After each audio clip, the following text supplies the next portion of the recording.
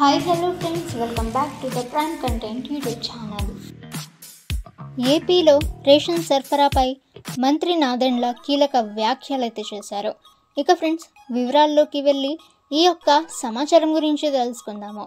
So friends వీడియోని ఎక్కడ skip చేయకుండా చూడండి. అలాగే ఫ్రెండ్స్ ఇటువంటి లేటెస్ట్ న్యూస్ అందరికంటే ముందుగా మీరు తెలుసుకోవాలి అనుకుంటే ద ప్రైమ్ కంటెంట్ యూట్యూబ్ ఛానల్ని సబ్స్క్రైబ్ చేసుకోండి.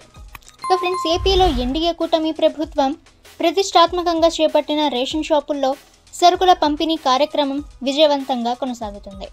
ఇక ప్రతి నెల 1వ తేదీ నుంచి 15వ తేదీ వరకు రేషన్ కార్డు లబ్ధిదారులకు రేషన్ షాపుల్లోనే సరుకులు పంపిణీ చేయనున్నారు. ఈ క్రమంలోనే ఈ నెల 1వ తేదీన ప్రారంభమైన రేషన్ సరఫరా 7వ రోజుకు చేరుకుంది. ఇప్పటి వరకు విజయవంతంగా 72% పంపిణీ పూర్తయినట్లు పౌర సరఫరాల శాఖ మంత్రి నాదెండ్ల మనోహర్ తెలిపారు.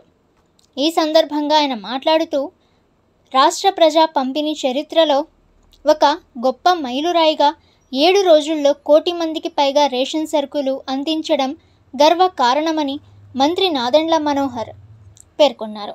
కూటమి ప్రభుత్వం చేపట్టిన పౌర సరఫరా విధానంలో భాగంగా జూన్ 1వ తేదీ నుంచి రాష్ట్ర వ్యాప్తంగా 29,746 చౌక ధరల దుకాణాల ద్వారా 1,46,21,232 మంది రేషన్ కార్డుదారులకు సరుకులు పంపిణీ ప్రారంభమైంది.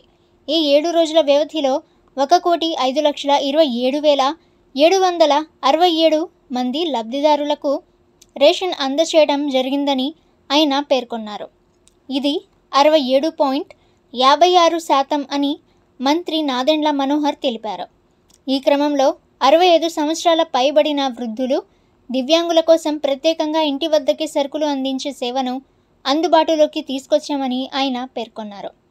ఇంటింటికి సేవ లక్ష్యంగా ప్రభుత్వం పనిచేస్తుందని ఆయన వెల్లడించారు. అలాగే సరఫరా వ్యవస్థలో పొరపాట్లకు తావు లేకుండా సేవా దృక్పథంతో డీలర్లు పనిచేయాలని సూచించారు. పారదర్శకంగా బాధ్యతతో ప్రజల సౌకర్యం కోసం ప్రభుత్వం కట్టుబడి ఉందని మంత్రి నాదెండ్ల మనోహర్ అయితే స్పష్టం చేశారు. సో ఫ్రెండ్స్ రేషన్ సరఫరా అయితే ఈ విధంగా విజయవంతంగా 7వ రోజు అయితే పూర్తయితే చేసుకుంది. ఇక ఫ్రెండ్స్ ఇటువంటి లేటెస్ట్ న్యూస్ అందరికంటే ముందుగా మీరు తెలుసుకోవాలి అనుకుంటే ద ప్రైమ్ కంటెంట్ న్యూస్ ఛానల్ని సబ్స్క్రైబ్ చేసుకోండి. ఇక ఫ్రెండ్స్ నెక్స్ట్ వీడియోలో కలుసుకుందాము.